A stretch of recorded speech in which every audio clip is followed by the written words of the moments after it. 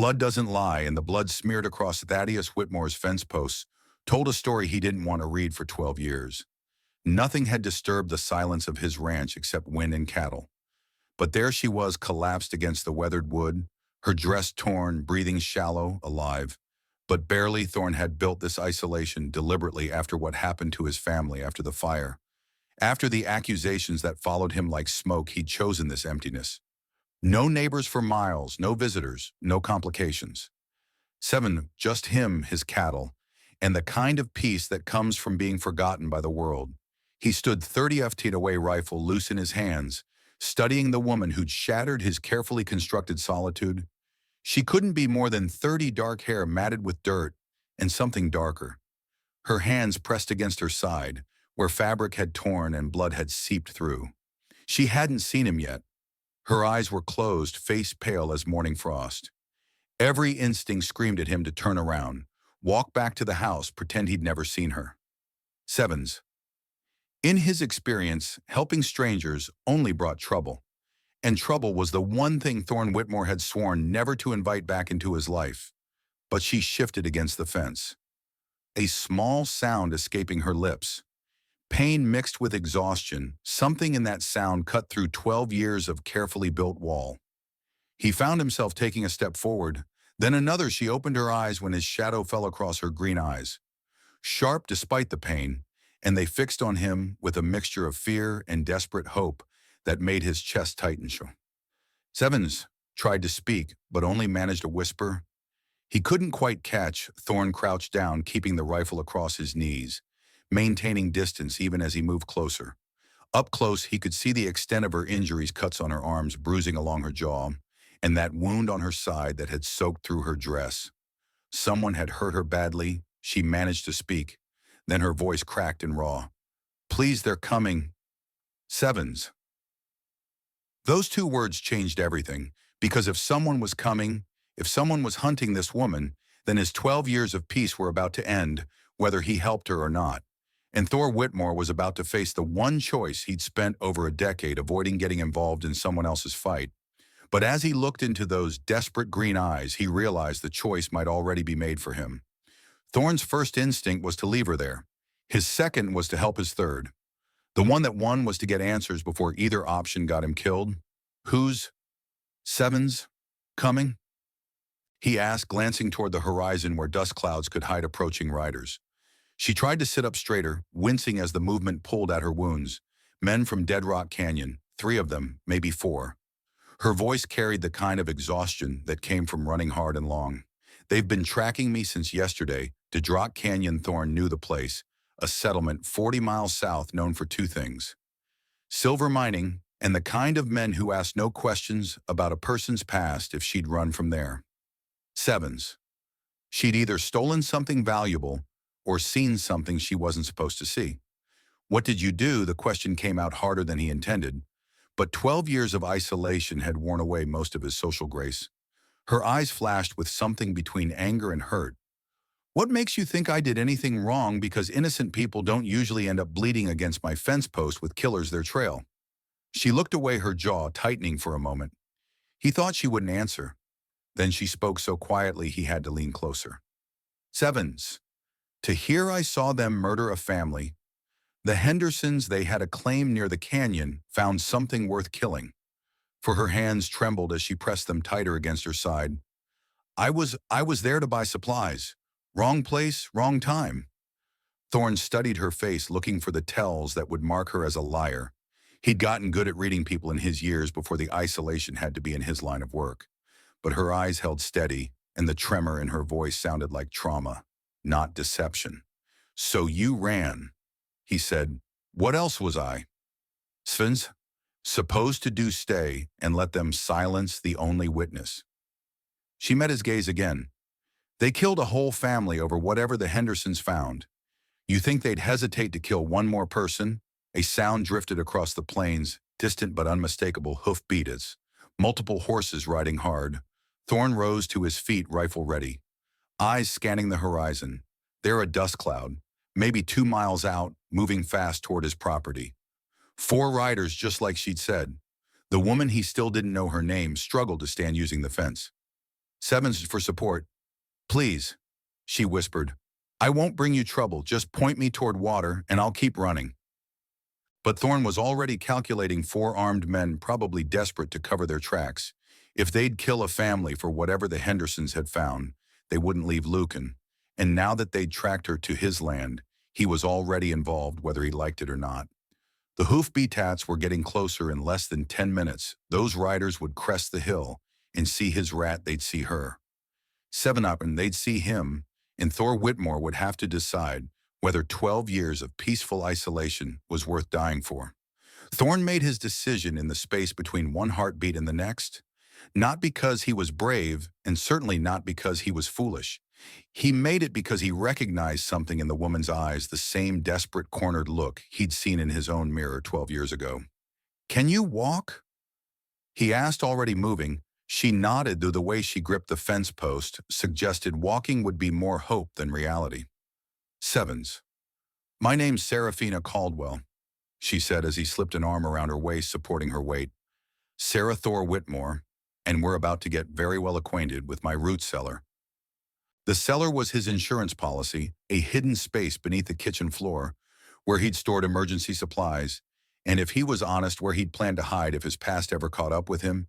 He'd never imagined hiding someone else. As they hurried toward the house, Sarah stumbled, her legs giving out without thinking. Thorne swept her up, carrying. Sevens. Her the remaining distance, she was lighter than he'd expected, fragile, in a way that made his chest tighten with an emotion he'd buried years ago. The hoof-beats were louder now, close enough that he could distinguish individual horses inside the house. Thorne sat Sarah down and pulled up the concealed trap door. The cellar was small but well-stocked. Water-dried food, medical supplies. He'd learned the value of preparation the hard way. There's bandages down there, he said, helping her down the ladder. Tend your wounds. Stay. Sevens. Quiet no matter what you hear. Sarah grabbed his wrist before he could close the door. Why are you helping me? You don't know me. Don't know if I'm telling the truth. Thorne looked down at her upturned face, saw the genuine confusion there. How long had it been since someone had shown her kindness without expecting something in return? Maybe I recognize the look of someone running from something they can't fight, he said quietly. Maybe I know what it's like to have nowhere else to go. Sevens. Before she could respond, he closed the trap door and scattered the rug back over it. The approaching horses were maybe a minute out. Now he could hear them clearly. 4 riders, just as Sarah had said, their mounts breathing hard from a long chase. Thorne checked his rifle, then moved to the window. The riders topped the hill in a cloud of dust and fury spreading out as they approached his property. Hard men with harder faces, the kind who wore their violence like other men wore hats. The leader, a tall man with a scar running from his ear to his jaw raised. Sevens, his hand bringing the group to a halt. 50 yards from the house, even at that distance, Thorne could see the cold calculation in the man's eyes. You Whitmore, the scarred man called out. Thorne stepped onto his porch, rifle held casually, but ready, depends who's asking. Name's Kane Murdoch. We're tracking a woman, dangerous criminal. You seen anyone come through here and there? It was the lie that would force Thorne to choose between his safety and his conscience, because he could see in Murdoch's eyes that this man had killed before, and Sevens would kill again. Without hesitation, Thorne had lied before, during the war, after the war, and in the dark years that followed, when truth was a luxury he couldn't afford. But standing on his porch facing Kane Murdoch, he realized this lie would cost him everything he'd built. Haven't seen a soul in weeks.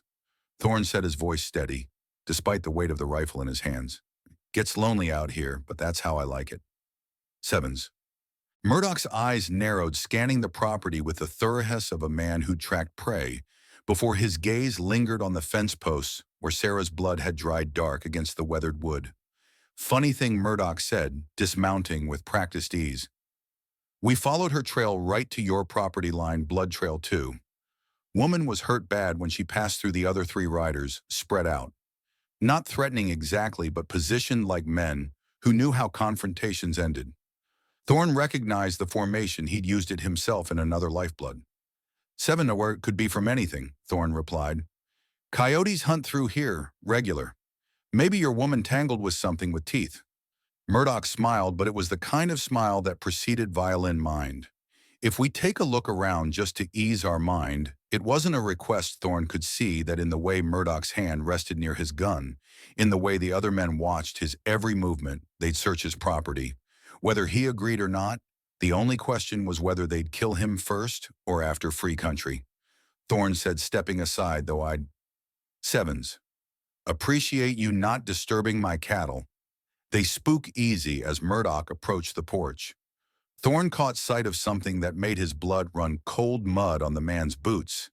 But not just any mud. The distinctive red clay that only came from one place in this territory. The same clay that covered the Henderson property near Dead Rock Canyon. Sarah had been telling the truth. Murdoch was close enough now that Thorne could smell the stale whiskey on his breath. See the dried blood under his fingernails. This wasn't just a killer. This was a man who, Sevens, enjoyed his work. Nice place you got here, Whitmore. Murdoch said, his eyes taking in every detail of the house. Quiet, private, the kind of place where a man could hide things or people. I'm a simple rancher, Thorne replied. Don't have much use for hiding anything. Simple rancher, Murdoch chuckled. That's what they all say. But you know what? I think you got secrets, Whitmore. I can smell them on you. One of the other riders called out from near the barn. Kane found fresh horse tracks. Someone was here recent. Thorne's mind raced. Sevens. Those would be his own tracks from this morning's ride to check the fence line.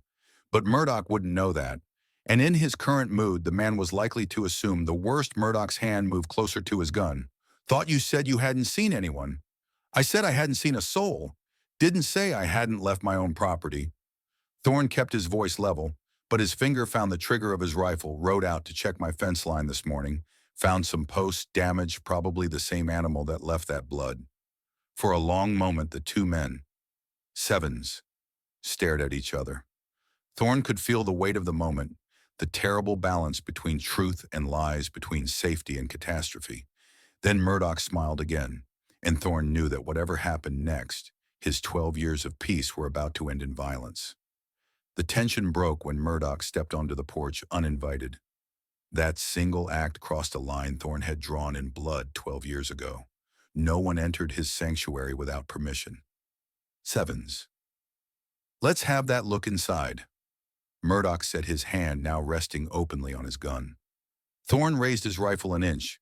Not quite a threat, but close enough to make his position clear. I'd rather you didn't, wasn't asking. Murdoch's three men moved closer, their intentions written in the way they positioned themselves. This was about to become a fight, and they all knew it. But before anyone could draw a new sound, cut through the tension, hoof beats approaching fast from the east. A single rider pushing his horse hard across the open ground. Murdoch cursed. Sevens. Under his breath, his attention divided between Thorne and the approaching stranger. In that moment of distraction, Thorne caught a glimpse of something that made his heart sink. One of Murdoch's men was studying the ground near the porch, following a trail Thorne couldn't see, but knew was there. Droplets of Sarah's blood leading toward the house. The approaching rider topped the ridge, and Thorne could see him clearly now. A young man, maybe 25, with the kind of desperate urgency that came from carrying bad news. He pulled up hard in. Seven, front of the group, his horse lothered and breathing heavy. Kane. The young man called out, We got problems back in Dead Rock. Sheriff's asking questions about the Henderson place. Someone tipped him off. Murdoch's face went dark with rage. What kind of questions? The kind that end with a rope. If we don't clean this up fast? The young man's eyes darted to Thorne, then back to Murdoch. We need to ride now. For a moment, Thorne thought salvation had arrived, that Murdoch would be forced to abandon his search and deal with the larger threat. But then, Sevens. Murdoch's gaze fell on those drops of blood leading to the house, and his expression shifted to something infinitely more dangerous. Curtis? Murdoch said to the man tracking the blood trail. What did you find? Curtis pointed toward the house. Blood trail leads right to the front door. She's here. The words hit Thorne like a physical blow. His deception had been discovered, and now 4 armed killers stood between him and the woman he'd sworn to protect. Worse, they were desperate men facing a hangman's noose if they didn't silence. Sevens. Every witness, if you were Thorne, what would you do? Fight four armed men to protect a woman you barely know, or try to negotiate your way out and hope they spare both your lives? Tell me in the comment. I need to know which side you'd choose, because what Thorne decided next would determine whether either of them lived to see sunset. Murdoch drew his gun with practiced speed. Bring her out, Whitmore. Do it now, and maybe we'll make this quick for both of you. But Thorne was already moving his 12 years of isolation, stripped away in an instant. Svens, revealing the man he'd been before, a man who'd learned that sometimes the only choice to fight. Thorne's rifle cracked like thunder, and Curtis dropped before his gun cleared leather. The shot echoed across the plains like a judgment, and suddenly the quiet ranch became a battlefield. Murdoch dove behind his horse as Thorne's second shot splintered the porch post, where his head had been. The other two men scattered, seeking cover behind the water trough and barn wall. Years of muscle memory kicked in. Thorne's hands worked the rifle action. Sevens. Smooth and fast, just like he'd learned in the war, just like he'd hoped never to use again. You picked the wrong side, Whitmore, Murdoch shouted from behind his horse. All this for some woman you don't even know. Thorne didn't waste breath on answer. He put a round through the water trough, sending the man behind it, scrambling for better cover. The messenger, young and clearly unused to gunfights, had wheeled his horse and was riding hard back toward the ridge, apparently deciding that whatever waited in bedrock was preferable to Thorne's. Sevens. Rifle smart kid Murdoch appeared around his horse's flank. Pistol blazing bullets chewed splinters from the porch railing as Thorne dropped flat, rolling behind the heavy wooden bench he'd built for quiet evenings he'd never have again. The silence that followed was worse than the gunfire. Thorne counted shots, calculated angles, tried to remember everything he'd learned about staying alive when outnumbered. Two men left, besides Murdoch, both of them with clear shots at the house. If he showed himself, then he heard a sound that made his blood freeze. Sevens. The trapdoor creaking open. Don't! He called out, but it was too late. Sarah's voice drifted up from the cellar, weak but determined. Let me help, I can shoot. Stay down! Thorne hissed, but she was already climbing up, a pistol in her hand. His spare Colt that he'd kept in the emergency supplies. Murdoch heard the exchange and laughed, a sound like breaking glass. That's right, girl, come on out. Let's finish what we started at the Henderson place. Sarah appeared beside Thorne, her face pale but her hands steady on the gun. Blood had soaked. Sevens, through the makeshift bandages she'd applied, but her eyes burned with something beyond pain. They killed a little girl, she whispered to Thorne. Sarah Henderson. She was only 8 years old, murdered her because she saw them kill her parents. The words hit Thorne like bullets. An 8-year-old child. Suddenly, this wasn't about protecting a stranger anymore.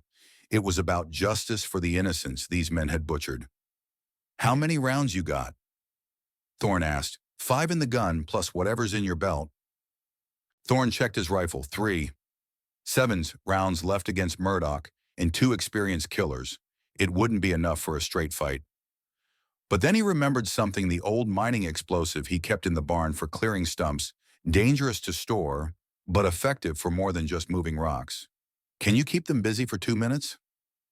He asked. Sarah nodded, though sweat beaded her forehead from pain and effort. What are you planning? Something stupid. Sevens. Thorne checked the distance to the barn, 30 yards of open ground where any of the 3 men could cut him down. But maybe stupid enough to work. He looked at this woman he'd known for less than an hour, this stranger who'd brought violence back into his carefully ordered world. She could have stayed hidden, could have let him face this alone. Instead, she'd chosen to stand with him. Ready? He asked. Sarah positioned herself at the corner of the porch, Colt steady in her hands for Sarah Henderson. Thorne sprinted toward the barn as Sarah opened fire, her shots. Sevens, forcing Murdoch and his men to keep their heads down. But 30 yards had never seemed so far, and Thorne knew that any second one of those killers would risk Sarah's bullets for a clean shot at his back. Thorne's boots hit the barn floor as a bullet whistled past his ear, close enough to feel the heat behind him. Sarah's Colt barked steadily, keeping the killers honest. He dove toward the corner where he kept the mining supplies, hands searching frantically for the small wooden box marked with skull and crossbones. There are 2 sticks of dynamite. 7 Huss fuses intact enough explosive to level half the barn or turn the tide of this fight. His fingers found the matches as another bullet punched through the barn wall, showering him with splinters outside. Sarah's shooting had stopped. Either she was reloading or she was down. Thorne didn't have time to find out which. He lit the first fuse with shaking hands, the spark catching with a sharp hiss. 20 seconds, maybe 30 before it blew, he sprinted back toward the barn door. Dynamite in one hand, rifle in the other. Sarah was still alive, crouched behind. Sevens! The porch railing with blood running down her arm from a fresh graze. She saw him emerge from the barn and nodded. She understood what he was planning. Murdoch's voice rang out across the ranch. Give it up, Whitmore. You're outgunned and outmanned. Send the girl out, and maybe I'll let you live. Instead of answering, Thorne hurled the dynamite toward the water trough, where 2 of Murdoch's men had taken cover. The stick tumbled end over end, fuse sparking like a fallen star. The explosion shattered the morning air, sending dirt and debris. Sevens. Skyward in a massive geyser. When the dust cleared, one of Murdoch's men was motionless on the ground. The other was crawling away, stunned and bleeding. But Murdoch himself had used the chaos to advance. And suddenly he was at the porch steps, gun trained on Sarah's head. Drop it. Whitmore Murdoch's face was a mask of rage and desperation. Drop it or I paint your porch with her brains. Thorne froze, rifle halfway to his shoulder. 30 FT separated him from Murdoch, but it might as well have been 30 at this range. The killer couldn't miss. Sarah looked at. Sevens. Thorne across that impossible distance, and he saw something in her eyes that made his chest tighten. Not fear, acceptance. She'd made peace with dying. Probably made it back in Dead Rock Canyon when she decided to be the witness. These killers couldn't silence. Don't, she said quietly. Don't let him win. Sevens. But Murdoch was already squeezing the trigger when the second stick of dynamite, the one Thorne had lit but kept hidden behind his back, rolled to a stop at the killer's feet. Murdoch's eyes went wide as he realized what was happening. He had perhaps 3 seconds to choose between shooting Sarah and diving for cover. He chose wrong. The blast lifted Murdoch off his feet and hurled him backward, his gun spinning away into the dust when the ringing in Thor's ears faded. The ranch was silent, except for the wind and the distant lowing of spooked cattle. Sarah was alive, shaken. Sevens. But breathing, Murdoch lay motionless near the shattered remains of the porch steps. The surviving gunman had disappeared entirely, probably decided that whatever the sheriff in Dead Rock might do to him was preferable to facing more explosives. Thorne walked slowly to where Sarah sat, his rifle still ready but no longer needed. Sevens. She looked up at him with those green eyes that had changed everything.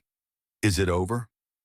She asked. Thorne surveyed his destroyed ranch, the shattered porch, the crater where his water trough used to be, the blood soaking into earth that had known only peace for 12 years.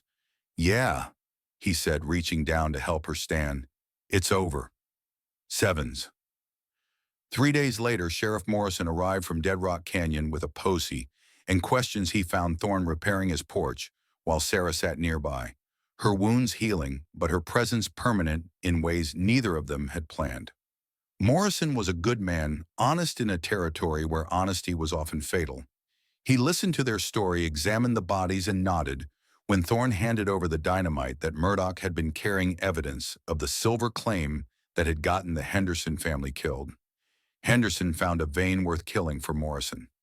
Sevensyard explained hefting the ore sample. Murdoch and his crew figured they could eliminate the family and claim the strike for themselves. They almost got away with it.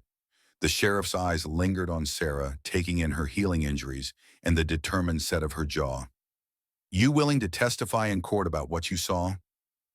Every word, Sarah replied without hesitation. Sarah Henderson deserves that much. Morrison nodded and turned to Thorne. And you've got quite a reputation from your war days. Some folks might wonder why a man with sevens. Your skills chose to hide out here for so long. Thorne's hands stilled on the wood. He was planing sometimes a man needs to find peace before he can make it for others. Well, you made plenty of peace here. Murdoch's gang was terrorizing half the territory, words already spreading about what happened. You might find folks coming by to shake your hand. The thought of visitors of his isolation being permanently broken should have filled Thorne with dread. Instead, he found himself glancing at Sarah, who was watching him with sevens. Something that looked like hope after Morrison and his posse left taking the bodies and their grim evidence. Thorne and Sarah sat on the partially rebuilt porch as sunset painted the sky in shades of fire. "You could go anywhere now," Thorne said quietly. "Morrison offered to escort you to Denver, help you start fresh where nobody knows your story." Sarah was quiet for a long moment, watching the cattle move across the pasture in the dying light. "And you? What will you do? Same as always, I suppose, work the ranch, tend the cattle." He paused. Sevens. Then looked at her directly. "Though it occurs to me that this place could use a woman's touch and maybe some extra hands for the work." "Are you offering me a job, Thorne Whitmore?" "I'm offering you a home if you want it." Sarah's smile was like sunrise after the longest night. "I've been running for so long, I'd forgotten what home felt like." "It feels like this," Thorne said. And for the first time in 12 years, he meant it. 6 months later, travelers passing through the territory would tell stories of the peaceful ranch where a scarred man and a green-eyed Seminole woman built something beautiful from the ashes of violent. They raised cattle and children, welcomed strangers, and never spoke of the day when blood on fence posts changed everything. Thorne kept his rifle cleaned and ready, but he never had to use it again. Some battled once day won, and some peace once earned lasts forever. The ranch that had sheltered one broken soul became a sanctuary for two healing hearts, proving that sometimes the best things in life begin with the courage to help a stranger in need. If you're enjoying the Sevens story, subscribe to the channel. Now click on the video on the screen to hear a story even better than this one, more intense, more profound, the kind that makes your soul pause and your heart race.